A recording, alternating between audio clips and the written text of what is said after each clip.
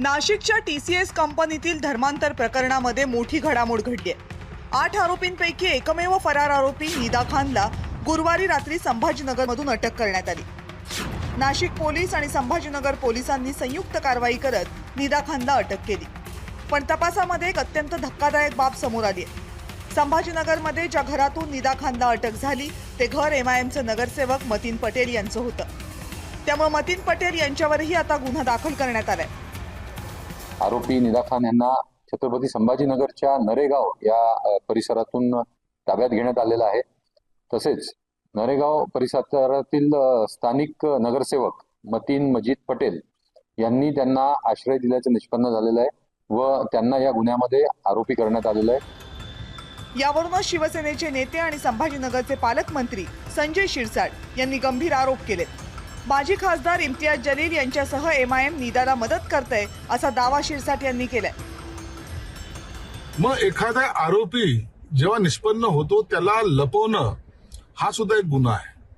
हा गुन्हा इम्तियाज जलील आणि त्या MIM पार्टीच्या लोकांनी केलेला आहे। याच्यामध्ये इम्तियाज जलील आणि त्यांच्या सहकाऱ्यांना सह आरोपी हे केलंच पाहिजे। इम्तियाज जलील यांना शिरसाट यांच्या आरोपांबद्दल विचारताच ते माध्यमांवरच उखडले।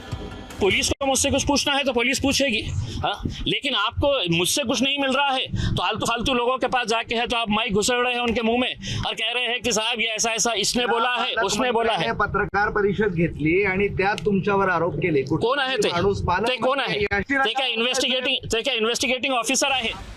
पण यानंतर जलील जे म्हणाले ते आणखी गंभीर आहे। निदा खान ही खुनी किंवा अतिरेकी आहे का असा उपरोधिक सवाल त्यांनी विचारला। Communal hatred, hurting religious sentiments हे आरोप तिच्यावर आहे।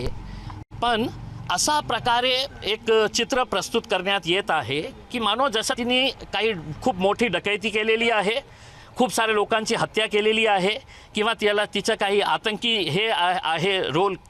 आपण कमीत कमी FIR वाचून मला प्रश्न विचारले तर मी त्याचं उत्तर देणार। इम्तियाज जलील जरी काहीही म्हणत असले तरी या प्रकरणात ते त्यांचे नगरसेवक आणि एकंदर पक्षच अडकलाय हे स्पष्ट आहे। त्यामुळेच TCS धर्मांतर प्रकरणाला आता राजकीय वळण लागलंय हे नक्की।